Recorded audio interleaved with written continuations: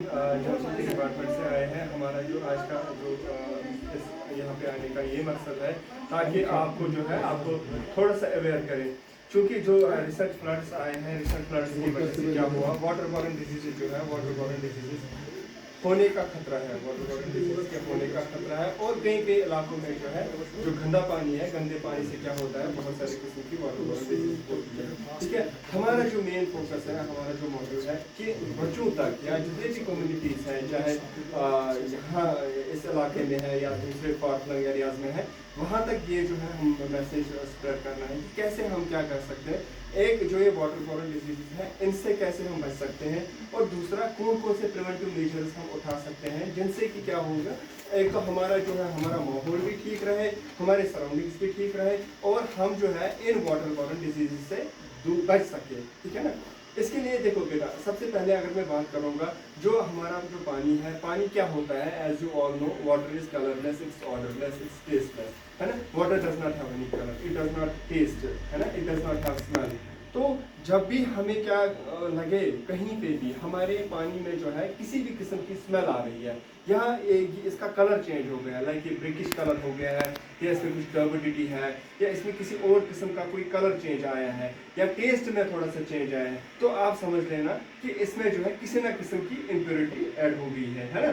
तो ये तो कॉमन सेंस है, आपको सबको पता है कि पानी जो है इसमें टेस्ट होता ही नहीं है ना। तो उसके लिए क्या करना है, उसके लिए अपने पानी की जो है एनालिसिस करनी है, या उसको पीना नहीं है, पहले उसको प्रॉपर्ली कहीं पे जो हमारी वाटर टेस्टिंग लैब्स है पूरे जम्मू कश्मीर में कहीं पे भी, ठीक है, वहाँ पे उसको एनालाइज करना है। हमने ऑलरेडी जो भी वाटर टेस्टिंग किट है वो हमने पूरे हर एक जितने भी विलेज हैं ऑल ओवर जम्मू कश्मीर, हर एक विलेज में हमने वाटर टेस्ट किट्स जो है डिस्ट्रीब्यूट किए हैं, ताकि लोग जो है, बच्चे जो है खुद इन चीज़ों में पार्टिसिपेट करें, है ना।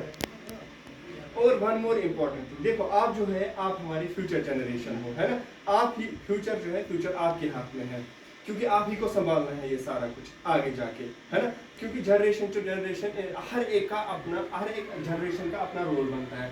जैसे मैं आपको बताऊं, आज से 50 साल पहले, ज़्यादा दूर में नहीं जाऊँगा, बिफोर 50 ईयर्स, मैं देखता, अगर मैं झेलम की बात करूँगा, झेलम या दूसरे जितने भी हमारे वाटर सोर्स थे कितने क्लीन थे, है ना। हम अपने एंसेस्टर से सुनते हैं, मतलब ज़्यादा गैप नहीं है, ज़्यादा डिस्टेंस नहीं है, 50 साल ही आप ले जाओ, तो बहुत ज़्यादा क्लीन हुआ करता था ये हमारा झेलम या बाकी वाटर सोर्सेज। लेकिन आज अगर हम देखेंगे, आजकल के दौर में कितना पोल्यूटेड है, हम पी नहीं सकते हैं वो पानी, इवन हम उसको टच भी नहीं करते हैं, है ना। हम 10 बार सोचेंगे फिर उसको टच करेंगे। तो व्हाट इज़ द रीज़न, किस वजह से ये हुआ, तो मीन्स कहीं पे नेग्लिजेंस हुई है, कहीं पे कोताही हुई है, और वो किसकी है, वो भी इंसान, कोई जानवर तो नहीं आया ना वहाँ पे, ये या कोई और कोई एलियन वगैरह किसी और इससे प्लेनेट से तो नहीं आया उसको पोल्यूट करने। तो we people are responsible for polluting our water bodies, and we have to, हमें ही इसको क्या करना है, संभालना है, हमारी जनरेशन को ही इसको क्या करना है, संभालना है। कैसे संभालेंगे, हमें अवेयरनेस फैलानी है, अवेयरनेस के साथ साथ जो है, एक तो अवेयरनेस फैलानी है,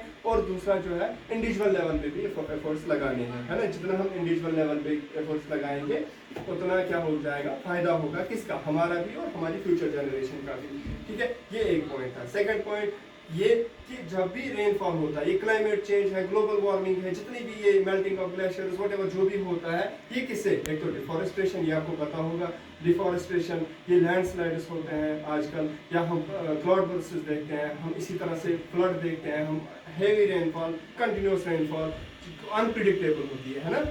ये किससे है, ये ओनली बिकॉज ऑफ हमारी नेग्लिजेंस। जब हमने क्लाइमेट को, हमने जब हमारे इस सिस्टम को इम्बैलेंस कर दिया, नेचर को इम्बैलेंस कर दिया, तो सारा कुछ इम्बैलेंस हो गया, तो हम पे ही फिर ये टूट पड़ता है ना। क्योंकि नेचर डेफिनेटली वो तो रिफ्लेक्ट करेगा ही करेगा, जितना हम उसको हार्म करेंगे उतना वो भी हमें हार्म करेगा, डायरेक्टली और इनडायरेक्टली। जैसे फ्लड्स आए, मतलब आई गेस कि मुझे पूरा ये है कि ये हमारे ही कर्मों का नतीजा है कि ये फ्लड्स आना, ये रेनफॉल, कंटिन्यूस रेनफॉल, या इसी तरह से ये बहुत सारे लैंडस्लाइड्स, क्लाउड बर्स्ट, जैसे कितना नुकसान हुआ जम्मू कश्मीर को भी, या उत्तराखंड, बाकी इलाके इंडिया में, या बाकी दूर दूर के इलाके, कितना नुकसान हुआ। तो ये हमारी ही नेग्लिजेंस है। तो इनको क्या करना है, इनको प्रिवेंट, इनका भी कोई सोल्यूशन तो होगा ना, है ना। तो इसका भी सोल्यूशन है। सोल्यूशन ये है कि हमें क्या करना है, we have to prevent it at individual level. पहले इंडिविजुअल लेवल हमें अपने माहौल को साफ रखना है, इर्द गिर्द में अगर हमारे पास इर्द गिर्द कोई स्प्रिंग है, उसमें जो है अपना ये वेस्ट, जो डोमेस्टिक वेस्ट हो, प्लास्टिक वेस्ट हो, या मार्केट प्लेस से जो वेस्ट आता है, ड्रेनेज है, वट जो भी है, इसमें नहीं डालना है, इसको प्रिवेंट करना है, रिस्ट्रिक्ट करना है। एंड यूज ऑफ पॉलीथीन उसको कम करना है, पॉलीथीन रैपर वगैरह जो भी हम खाते हैं उसमें नहीं डालना है। एटलीस्ट अगर खाएंगे लेकिन फिर उसमें नहीं डालना है ना। We have to recycle it, है ना। बहुत सारे मेथड्स हैं रिसाइकल करना, या कुछ और किसी डस्टबिन में डालना फिर उसको रिसाइकल करेंगे। Means we have alternative and we have to use these alternative in order to prevent our self and our generation.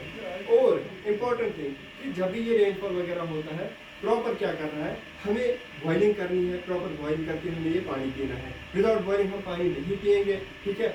Directly tubewell है, ट्यूबवेल से पानी निकालो और पिया, मतलब दैट विल बी हार्मफुल। आपको नहीं पता है उसमें माइक्रोबियल ग्रोथ हो सकती है, माइक्रोबियल कंटामिनेशन हो सकती है। इसी तरह से या कहीं पे कोई स्प्रिंग वगैरह है, उठाया पानी और पिया, नाला है उठाया, डायरेक्टली नहीं कंज्यूम करना है। We have to first boil it, then we have to drink, उसके बाद हमें पीना है। इसी तरह से जो है प्रॉपर वॉशिंग, प्रॉपर वॉशिंग में क्या आता है, जब भी आपको लगे रेनी सीजन है या हमारे पानी में किसी किस्म की गंदगी है, हैंड वॉश करना है प्रॉपरली, है ना। उसके बाद जो है, उसके बाद खाना खाना है, नेल्स उठाने हैं, है ना। अपने जो है अपने जिस्म को साफ रखना है, अपने नेल्स को साफ, बालों को साफ रखना है, आसपास साफ रखना है। These are the basic little